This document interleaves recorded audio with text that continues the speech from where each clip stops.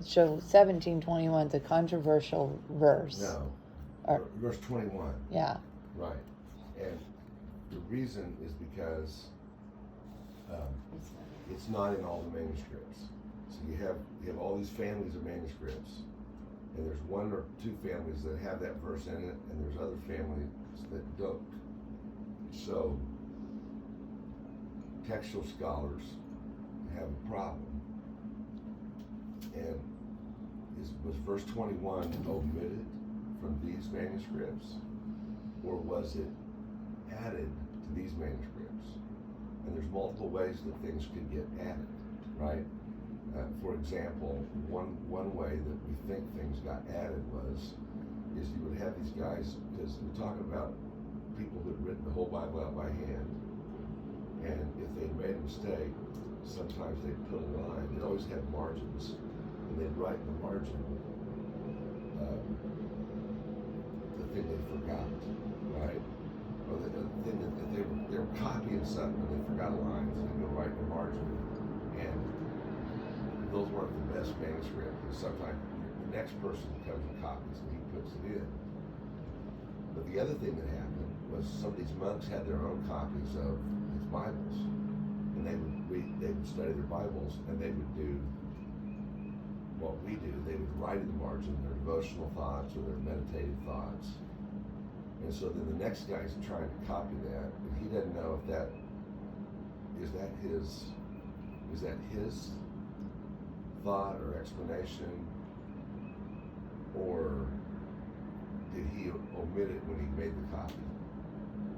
And so he either puts it in or he doesn't put it in, right? And I'd have to look at this verse. If I have my Greek Bible, it'll tell me which manuscripts leave it out, and they grade them. So there's 450 of these out of 28,000. So we have 28,000 copies of the New Testament, or pieces of it. 28,000, and they're in different languages. They're hand copies, and they start from 0 to 1500. After 1500, we don't worry about that anymore. Because they've just lined up the same and it's enough. You know why we don't worry about that after 1500? Why? Because the printing press was invented and they quit making hand copies. Oh, okay. So for 1500 years, we have all hand copies. Yeah. And you have families of hand copies. But literally every Bible for that 1500 years, and actually the Old Testament going back thousands years before, was a handwritten. So there's 28,000 ancient manuscripts of all or portions of the New Testament. The computer analysis on those is that 98.5% of those are identical. So inside of that 28,000 documents, there's about 1.5% variations.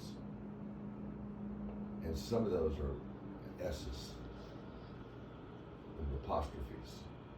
Yeah. But there's about 400 things like this that we don't know exactly. And none of them change the meaning of the passage, by the way. If you take verse 21 out, it doesn't change the meaning of the passage. You just get some extra information there. Jesus explained why they couldn't. Like if you go from 20... Like even though it's not in Matthew, you can go read Mark and there's a similar story. Well, maybe. What I'm saying, read that passage. Read verse 20 and 21 and 22. Just read it out loud. He replied, because you have so little faith. Truly I tell you, if you have faith as small as a mustard seed, you can say this mountain, move from here to there, and it will be done. That's verse 20, right? Yeah, that's verse 20. Okay, no one debates that that's in all 28,000 manuscripts. And then it skips to 22. Okay, but you have a footnote. Yeah, I don't have 21. So you hit your footnote. And 17 to 20. The disciples had been unable to drive out this demon, and they asked Jesus why. He said the quality of their faith was insufficient. The power of God plus our faith is what moves obstacles and heals people. That's your commentary. That there's a footnote that will say somewhere, some ancient manuscripts contain gives you the verse. Oh, out to the side it says Matthew 20. No, That's the chain reference on the side. I don't have any like footnote. Oh, it says 21. Yes. Some manuscripts include here words similar to Mark 9:29. Okay, but in most of the Matthew text, Yeah. that verse 21 is not there. But here's what don't go there for a second. Okay. Read verse 20, and then is there a verse 22? Yeah. What's verse 22? 17. 22. When they came to Sea of Galilee, he said to them, "The Son of Man is going to be delivered from." Okay, so it just starts over. Just- That's the end yeah. of the story. So you have an extra verse in some manuscripts, and some people would suggest that it wasn't in the original Matthew, but some monk that was writing it said, "Oh, I know this story because it's in Mark, and Mark says this," Oh, and he just wrote it over there. yeah. And the next guy came and he stuck it in the manuscript, and then a family of manuscripts ended up copying it into Matthew. It wasn't in Matthew. Or it could have been accidentally left out, Yeah. and later somebody comes and says, I think that verse got accidentally omitted, so they put it back in. But it doesn't really matter. It doesn't change the meaning of anything. Well, I think it kind of does if Jesus was saying this demon can only come out through prayer and fasting. Fasting was left out, and there it just talks about having faith the size of a mustard seed. Right. In Mark 29 it says this demon can only come out through prayer and fasting. So There's my many Mark, passages that my talk about Mark, prayer and fasting. my Mark 29 says this kind can come out only by prayer. And then down at the bottom it says some manuscripts prayer and fasting. And So fasting fasting. is not even in Mark, in all the Mark manuscripts. Not in all of it. So that could have been some monk could have added that, saying, and really the prayer requires fasting, but the Bible doesn't say it. That's what the teacher said. Morning, Ned. Okay. The point is, we don't know. What if you're looking for the recipe to expel a powerful Well, demon? there is no such thing, and that's a mistake we make to look at the recipes. Okay. How would a powerful demon be expelled? What's it going to take? Faith The is work of God. faith, the word. And we exercise that by faith. And if prayer and fasting is an expression of your total dependence on God, then it will help you. If prayer and fasting is some type of religious ritual exorcism you're trying to perform, you're doing it. Yeah. And that's the problem with the whole mindset of what they call spiritual warfare and stuff. That like the Bible doesn't give these recipes by which we go do battle. Yeah. It tells us the battle belongs to the Lord. It gives us the spiritual armor. But if you look at the spiritual armor, it's all about depending God. on God. Yeah. I think we had a big debate in our worship team about a song that we're singing right now. This is how I fight my battles. No, it's the one God, that you're my says, champion. Yeah, that's the song. it says, I have the authority to Yes. You have the authority, yeah. I've questioned that when I've And sang it. It's very questionable. Yeah. And you can look at it a couple of different ways. I suspect the way it was written, Mhm. it's heretical. It's probably not good Bible. Yeah. But the way, it depends on how you take it. And some of the worship team wanted me to ban it, and the others wanted to do it, and I didn't want to ban it. But I have banned some songs from Bethel that were really bad. I don't know if that one's from Bethel, but it sounds like Bethel.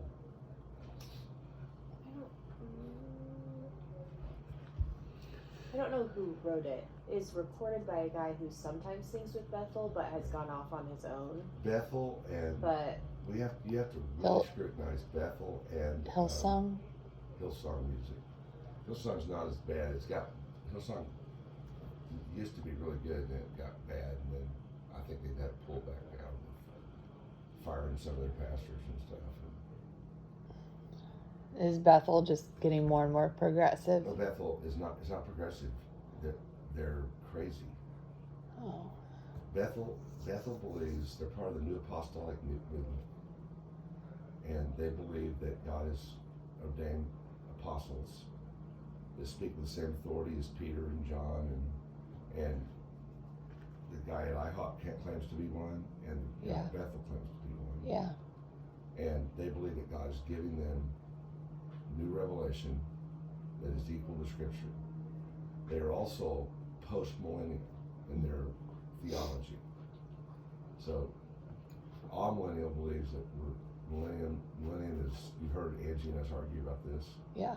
that the church age is the millennium, and that these things are spiritual realities, and then God's going to come and judgment's going to happen. Premillennials believe there's going to be a rapture in 7 years, and it's very literal, then 1,000 years, and then we get to the end. Well, post-millennial, which is what Bethel is, believes that the church is going to grow and influence society and culture, and things are going to get better and better and better on the earth as the church extends its influence. That's not what Revelation says. Well, that's what post-millennialists believe, and there were a lot of post-millennialists right before World War I. Yeah. And then, because they saw all this technology and they saw vaccines, and Christians were taking missionaries and medicine, and life was getting better for people. And then they went to World War I, and we formed all that technology into mustard gas and killed. More people died in World War I battles than had died in all the history of the world before, because we became very efficient at killing people. And they go, oh, wait, maybe man's not getting better. Mm-hmm. Mankind's not improving, you know. And but Bethel believes there are 7 dominions.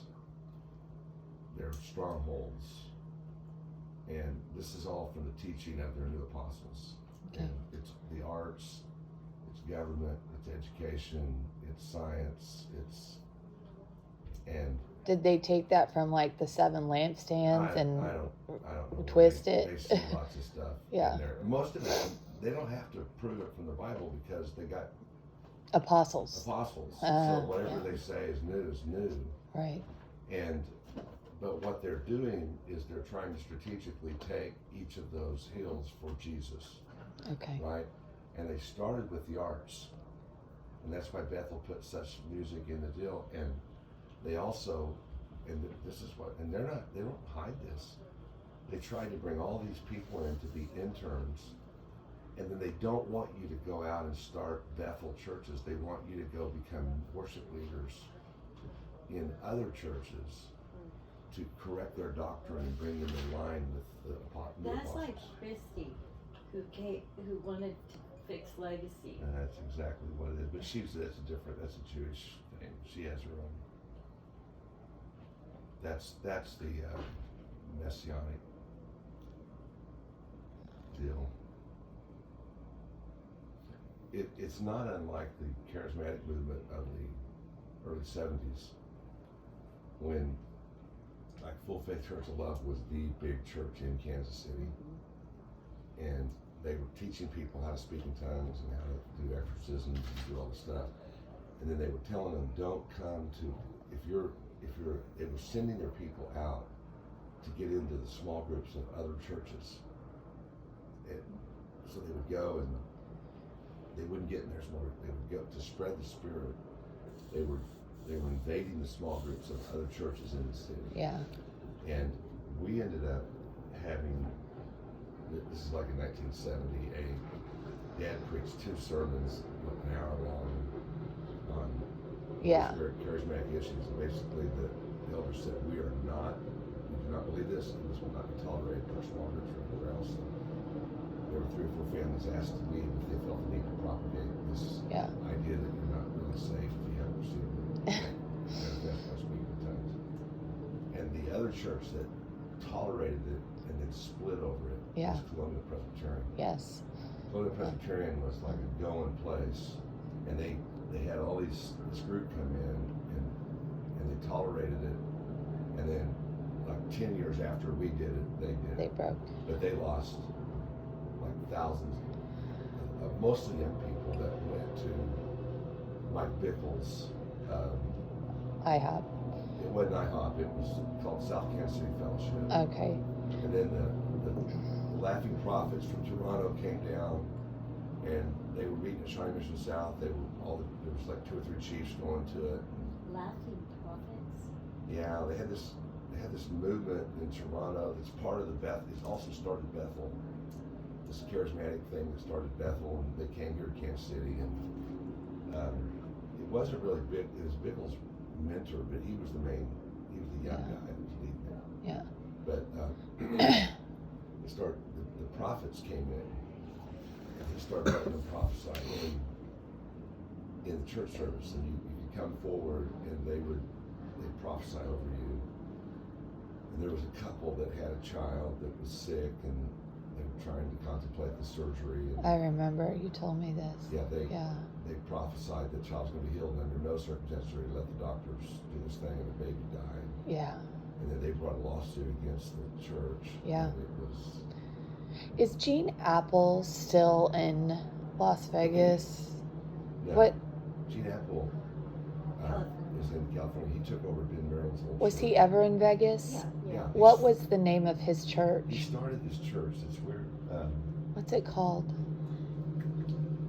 Judd Wilhite is the preacher there now. I don't know what the name of the church is. Okay. I have a friend out in Vegas who's been getting Judd's good ones. in. It's like Gene. Oh, yes. Gene's church has taken over a church that was started by Mike Rowe, who then was led by the guy from East Side. So they've now they have a campus now. East Side in Fullerton has a campus in Las Vegas Okay. that Gene Apple is the pastor of. Okay. What do you think of the writings of Enoch in comparison to the manuscripts?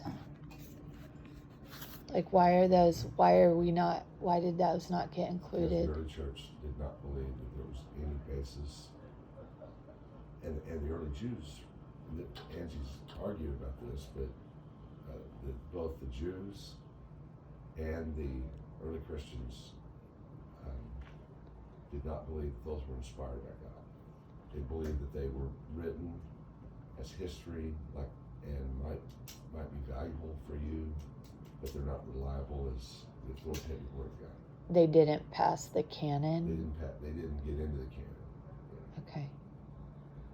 Doesn't Okay. mean they're not They're right. not hopeful. It just means they're not We're not going to Inspired take inspired it by God. as Like the. C.S. Lewis has written some really great stuff. Yeah. I think is classic Christianity, but Yeah. it's not scripture. Right.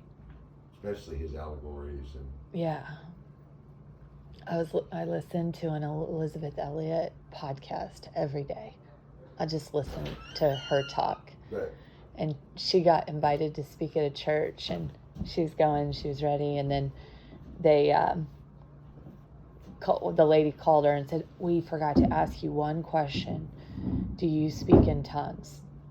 And she was like, "No, I do not speak in tongues." And they're like, "I'm so sorry, we can't have you come." And they turned down Elizabeth Elliot, and she was like, "Well, no, I don't speak in tongues, so that I am prophetic, but if that's not the gift you're looking for." Yeah, can you turn down Elizabeth Elliot to Oh, come my speak at word. your church? she's still alive. No, she died. She had Alzheimer's. She did. Yeah. Reagan, there is this podcast. Okay. It's called the Elizabeth Elliot Podcast, and they have tons of her workshops where you can listen to her giving workshops and speaking, and then they'll bring her daughter on, they'll bring friends on, they'll bring neighbors on, they'll bring people to give. Every day I get these golden nuggets for life. You know, Like, Oh, yeah. you know what's interesting about Elizabeth Elliot is that and it reminds me that it feels to me like Mimi really read and listened to her, because she did. Yes. Mimi's life No. is very Elizabeth Elliot. When that thing happened and her first husband died, and you gotta understand, She was probably 25 years old. Yeah. And her husband was 26 years old. Yeah. Keep turning And that was on the cover of Has a Newsweek lot and of Time problems magazine. on it. Okay. It was all over the field. Yeah. And for about 2 summers, It's for warm. about 2 summers, that story, which Elizabeth Elliot wrote through Gates of Splendor, Yeah. it became a bestseller, both secular and religious. And every Baptist and Pentecostal and Christian, every conservative church in America was telling these stories It's starting, babe. at their church camps. It's just And going really they were using it to call young people into the mission field. And Uh-huh. Mom was moved by the Elizabeth Elliot story to go wherever God called her Yeah. to go and be a missionary. Yeah. She committed herself to that before, like 5 years before she met Dad. You know, at Falls Creek Baptist Assembly. That's cool. I didn't know that. Yeah. So she Yeah. was committed to missions or ministry or wherever God wanted her to go Yeah. before she met Dad. Yeah. And he went. And it was really inspired by Elizabeth Elliot. well, that story. was- I don't know that I would say it's specific, but that was part of her thing. She read Yeah. the Gates of Splendor. She talked about it when I was a kid. Yeah. When I'm 7 years old, she's telling me about Did you turn it on? Jim Elliot and giving me Jim Elliot quotes. Yeah. It's just the wind. No, I You think know, it was that picking he's up the one speed that said- because it's not moving at all anymore. He is no I fool only who did gives 2 up that switches which he and they were cannot all keep for lights. that which he can never Yeah, lose. one of them turned the fan on. And he wrote it that, started like, moving, A couple of and it nights has not been before. moving. I think it was picking up speed. It's okay. I'm just telling you. It's okay. It would be good to turn it on. I'll figure it out. Can you pull the string twice? That string is nasty. It turns Probably like bad.